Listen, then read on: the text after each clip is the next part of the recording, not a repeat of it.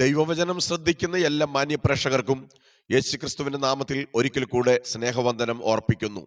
ലൂക്കോസിന്റെ സുവിശേഷം 7-ാം അധ്യായം 23-ാമത്തെ വാക്യം. യേശു പറയുകയാണ്, എങ്കിൽ ഇടറിപ്പോകാത്തവരൊക്കെയും ഭാഗ്യവാന്മാരാകുന്നു. അനേകർ ദൈവസന്നിധിയിൽ ഇടറിപ്പോകുന്ന, വീണു പോകുന്ന, അന്യപ്പെട്ടു പോകുന്ന ഒരു കാലയളവിൽ അത്രേ നാം ജീവിക്കുന്നത്. അതുകൊണ്ട് ദൈവസന്നിധിയിൽ താണും വീണും പോകാതെ, അല്ല ഇടറിപ്പോകാതിരിക്കാനുള്ള ചില സൊല്യൂഷനാണ് ഇന്ന് നാം ചിന്തിക്കുന്നത്. പ്രാർത്ഥനയോടെ ശ്രദ്ധിച്ചാട്ടെ, കർത്താവ് നമ്മോട് സംസാരിക്കുക തന്നെ ചെയ്യും. കർത്താവ് ഈ വചനപ്രകാരം നമ്മെ ദൈവകൃപയിൽ നിലനിർത്തുവാൻ ഇടയായിത്തീരും.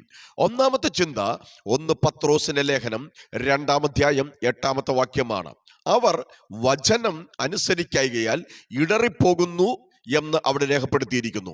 അനേക പ്രിയപ്പെട്ടവർ ദൈവകൃപയിൽ നിന്ന് വീണു പോകുവാനുള്ള കാരണം എന്താണ്? ശൗൽ രാജാവ് ദൈവസന്നിധിയിൽ അന്യപ്പെട്ടു പോകുവാനുള്ള കാരണം എന്താണ്? അവൻ ദൈവവചനം അനുസരിക്കായിക കൊണ്ടത്രേ. അതുകൊണ്ടല്ലേ 37-ാം സങ്കീർത്തനം 13-ാമത്തെ വാക്യത്തിൽ ഇങ്ങനെ എഴുതിയിരിക്കുന്നത്, ന്യായപ്രമാണം ഉള്ളിൽ ഉള്ളവർക്ക് ഇടർച്ചയ്ക്ക് കാരണം ഇല്ല. അതുകൊണ്ട് ദൈവവചനം ഉള്ളിൽ സംഗ്രഹിക്കുന്ന, ന്യായപ്രമാണം ഉള്ളിൽ ചരതിച്ചു വെക്കുന്ന, അവൻ നിന്നോട് പാപം ചെയ്യാതിരിപ്പാൻ ഞാൻ നിന്റെ വചനങ്ങളെ എൻ്റെ ഉള്ളിൽ സംഗ്രഹിച്ചിരിക്കുന്നു എന്ന് 119-ാം സങ്കീർത്തനത്തിൽ പറയുന്നത് പോലെ, ഇടറിപ്പോകാതിരിക്കാൻ ചെയ്യേണ്ട ഒന്നാമത്തെ കാര്യം ഉള്ളിൽ വചനം കയറ്റുക എന്നുള്ളതാണ്. രണ്ടാമത്തെ ചിന്ത 2 പത്രോസിന്റെ ലേഖനം 1-ാം അധ്യായം 11-ാമത്തെ വാക്യമാണ്. അവിടെ ഇങ്ങനെ എഴുതിയിരിക്കുന്നു, ഇങ്ങനെ ചെയ്താൽ നിങ്ങൾ ഒരു നാളും ഇടറിപ്പോകയില്ല. നമുക്കൊരു ക്വസ്റ്റ്യൻ മാർക്ക് ഇട്ട് ഇങ്ങനെ ചോദിക്കാം, എങ്ങനെ ചെയ്താൽ?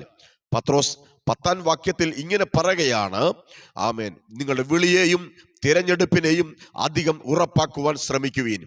വിളിയും തെരഞ്ഞെടുപ്പും ഉറപ്പാക്കി മുന്നോട്ട് പോകുന്ന ഒരു ദൈവ പൈതലിനെ സംബന്ധിച്ചിടത്തോളം അവന് വീഴ്ചയ്ക്ക്, അവനിൽ ഇടർച്ചയ്ക്ക് കാരണം ഇല്ല. കർത്താവ് തന്നെ പറയുന്നുണ്ടല്ലോ, ഇടർച്ച വരുത്തുന്നവർക്ക് അയ്യോ കഷ്ടം. ഒരു തിരികല്ല് അവന്റെ കഴുത്തിൽ കെട്ടി അവനെ വെള്ളത്തിൽ താക്കുകയാണ് ഉചിതമെന്ന് പറയുന്നുണ്ട്. അതുകൊണ്ട് നാം ഇടറിപ്പോകാതിരിക്കണമെങ്കിൽ നാം ചെയ്യേണ്ട രണ്ടാമത്തെ കാര്യം എന്താണ്? നാം വിളിയും തെരഞ്ഞെടുപ്പും ഉറപ്പാക്കേണ്ടത് ആവശ്യമാണ്. സഹോദരന്മാരെ, സഹോദരിമാരെ, എന്നെ കേൾക്കുന്ന പ്രിയപ്പെട്ടവരെ, ലോക അഭിപ്രായ പ്രകാരം വിളിക്കപ്പെട്ടവർ ഏറെയില്ല. അതിൽ നിന്ന് തെരഞ്ഞെടുക്കപ്പെട്ടവർ തുലോം ചുരുക്കമാണ്.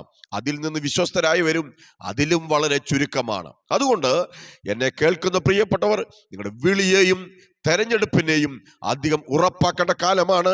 അങ്ങനെയുള്ള ദൈവമക്കൾ ഇടറിപ്പോകുവാൻ ദൈവം അനുവദിക്കുന്നതേ ഇല്ല. മൂന്നാമത്തെ ചിന്ത സദൃശ്യവാക്യം 3-ന്റെ 21-ാം വാക്യത്തിൽ, അവൻ ജ്ഞാനവും വകതിരിവും കാത്തുകൊള്ളുക. 23-ാമത്തെ വാക്യത്തിൽ ഇങ്ങനെ ജ്ഞാനവും വകതിരിവും കാത്തുകൊണ്ടാൽ നീ ഇടറിപ്പോകയില്ല എന്ന് രേഖപ്പെടുത്തിയിരിക്കുകയാണ്. യഹോവ ഭക്തി ജ്ഞാനത്തിന്റെ ആരംഭമാണല്ലോ.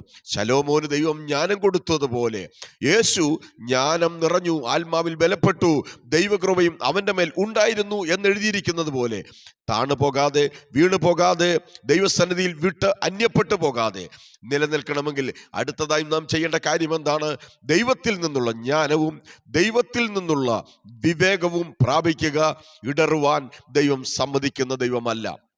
മത്തായിയുടെ സുവിശേഷം 3-ാം അധ്യായം 21-ാമത്തെ വാക്യത്തിലേക്ക് വരുമ്പോൾ, ഞെരുക്കവും ഉപദ്രവവും ഹേതുവായി അവർ വേഗത്തിൽ ഇടറിപ്പോകുന്നു എന്ന് അവിടെ രേഖപ്പെടുത്തിയിരിക്കുകയാണ്.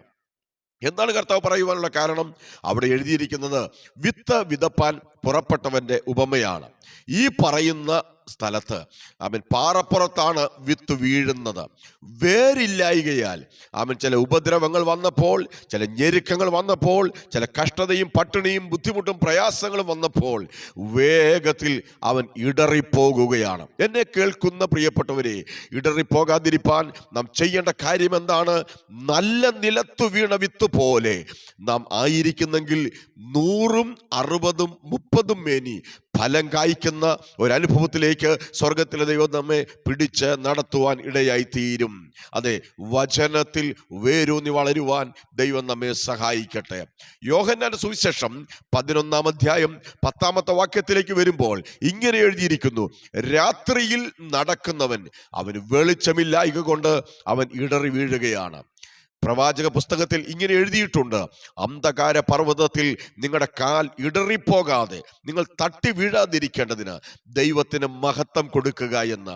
അതുകൊണ്ട് അവൻ രാത്രിയിൽ നടക്കുന്നവൻ വെളിച്ചമില്ലാതെ ഇടറി വീഴുന്നു എന്നെഴുതിയിരിക്കുമ്പോൾ അതിൽ നിന്ന് രക്ഷപ്പെടുവാനുള്ള ഒരേ ഒരു കാര്യമേ ഉള്ളൂ. 84 സങ്കീർത്തനം 11 വാക്യമാണ്. യഹോവയായ ദൈവം സൂര്യനും പരിചയമാകുന്നു, നേരോടെ നടക്കുന്നവർക്ക് അവിടുന്ന് ഒരു നന്മയും മുടക്കുകയില്ല. മലാക്കിയുടെ പുസ്തകത്തിൽ ഇങ്ങനെ എഴുതിയിരിക്കുന്നു, നീതി സൂര്യൻ രോഗോപശാന്തിയോടുകൂടെ ഉദിച്ചുയരും. 84 സങ്കീർത്തനം പറഞ്ഞിരിക്കുന്ന, മലാക്കിയുടെ പുസ്തകം പറഞ്ഞിരിക്കുന്ന നീതി സൂര്യൻ ആരാണ്? നമ്മുടെ വാഴ്ത്തപ്പെട്ട കർത്താവാണ്. ആ സൂര്യന്റെ വെളിച്ചത്തിൽ നടക്കുന്ന ഒരു ദൈവത്തിന്റെ പൈതലിനെ സംബന്ധിച്ചിടത്തോളം അവൻ ഇടറിപ്പോകുകയില്ല. യോഹന്നാൻ 11:9 ഇങ്ങനെ എഴുതിയിരിക്കുന്നു, പകൽ സമയത്ത് നടക്കുന്നവൻ ലോകത്തിന്റെ വെളിച്ചം കാണുന്നത് കൊണ്ട് അവൻ ഇടറിപ്പോകുന്നില്ല. രാത്രിയിൽ നടക്കുന്ന, ഇരുട്ടിൽ നടക്കുന്ന, വെളിച്ചമില്ലാത്തപ്പോൾ നടക്കുന്ന അനേക പ്രിയപ്പെട്ടവർ ഇടറി വീഴുമ്പോൾ നീതി സൂര്യനായ കർത്താവിന്റെ വെളിച്ചത്തിൽ നടക്കുന്ന, നിന്റെ വചനം എൻ്റെ കാലിന് ദീപവും എൻ്റെ പാതയ്ക്ക് പ്രകാശവും എന്ന് പറയുന്ന ദൈവമക്കളെ സംബന്ധിച്ചിടത്തോളം അവൻ ഇടറിപ്പോകുവാൻ ദൈവം സമ്മതിക്കുന്ന ദൈവമല്ല. മത്തായിയുടെ സുവിശേഷം 13 56 വാക്യത്തിൽ മുൻവിധി കൊണ്ട് ഇടറിപ്പോകുവാൻ സാധ്യതയുണ്ട്. എന്താണ് ഞാൻ പറഞ്ഞു വരുന്നതെന്ന് നിങ്ങൾ ചിന്തിച്ചേക്കാം. ആമേൻ. യേശു ക്രിസ്തുവിനെ മറ്റുള്ളവർ കാണുന്നത് എങ്ങനെയാണ്? ഇവൻ തച്ചന്റെ മകനല്ലേ? ഇവൻ മറിയയുടെ മകനല്ലേ? യോസേ, ശീമോൻ, യൂദ, അവൻ തുടങ്ങിയവർ ഇവന്റെ സഹോദരന്മാരല്ലേ? സഹോദരിമാരും നമ്മോടൊപ്പം ഇല്ലയോ എന്ന് പറഞ്ഞ് ആ തച്ചന്റെ വീട്ടിൽ ജനിച്ച യേശുവിനെ ദൈവപുത്രനെന്ന് ഉൾക്കൊള്ളുവാൻ കഴിയാതെ മുൻവിധിയോടുകൂടെ അവർ തള്ളിക്കളഞ്ഞതുകൊണ്ട് അവർ ഇടറിപ്പോയി എന്ന് മത്തായിയുടെ സുവിശേഷം 13 56 വാക്യത്തിൽ രേഖപ്പെടുത്തുകയാണ്. അതുകൊണ്ട് നമ്മുടെ അയൽവക്കത്ത് താമസിക്കുന്ന ദൈവദാസൻ അല്ലെങ്കിൽ ഇന്നടത്ത് താമസിക്കുന്ന ഇന്ന ദൈവ പൈതൽ അവർ ഇന്നയാളാണ്, അല്ലെങ്കിൽ ആ ആൾ വിദ്യാഭ്യാസം ഇല്ലാത്തതാണ്, ആ ആളിന് സൗന്ദര്യം കുറവാണ്, അല്ലെങ്കിൽ ആ ആളിന് പണം കുറവാണ്, കുടുംബശ്രേഷ്ഠത കുറവാണെന്ന് പറഞ്ഞ് നാം ഇടറിപ്പോകുവാൻ പാടില്ല. പിന്നെയോ മനുഷ്യർ കണ്ണിന് കാണുന്നു നോക്കുന്നു, ദൈവമോ ഹൃദയങ്ങളെ നോക്കുന്ന ദൈവമാണ്. അതുകൊണ്ട് അവർ യോസഫിനെ നോക്കി, മറിയെ നോക്കി, യേശുവിന്റെ സഹോദരന്മാരെ നോക്കി, യേശുവിന്റെ സഹോദരിമാരെ നോക്കിയിട്ട് അവർ യേശുവിങ്കൽ ഇടറിപ്പോവുകയാണ്. കാരണം അവർ മുൻവിധി വെച്ചാണ് കർത്താവിനെ കണ്ടത് എന്ന് അവിടെ രേഖപ്പെടുത്തുന്നുണ്ട്. തുടർന്ന് ദൈവവചനത്തിലൂടെ നാം ചിന്തിക്കുന്നത് യോഹന്നാന്റെ സുവിശേഷം 6 60 മുതൽ 63 വരെയുള്ള വാക്യമാണ്. കർത്താവ് ഉപദേശം പറഞ്ഞപ്പോൾ അവർ ഇടറിപ്പോകുകയാണ്. അപ്പോൾ എടുത്തപ്പോ ആള് കൂടി, വചനം പറയാൻ വായി തുറന്നപ്പോൾ എല്ലാവരും വിട്ടുപോവുകയാണ്. അവർ പറയുകയാണ്, ഇത് കഠിനവാക്കാണ്. കർത്താവ് പറഞ്ഞു, നിങ്ങൾ എന്നെ അന്വേഷിച്ചത് വചനം കേൾക്കാനൊന്നുമല്ല, അപ്പം തിന്നാനാണെന്ന് എനിക്കറിയാം. ആ വാക്ക് കേട്ടപ്പോൾ ഇത് ആർക്ക് സഹിക്കാൻ പറ്റും, ഇത് കഠിനവാക്കാണെന്ന് പറഞ്ഞ് അവർ പിന്മാറിപ്പോയതായി നമുക്ക് കാണുവാൻ കഴിയുന്നുണ്ട്. അത് ഉപദേശം പറഞ്ഞപ്പോൾ അവർ ഇടറിപ്പോകുകയാണ്.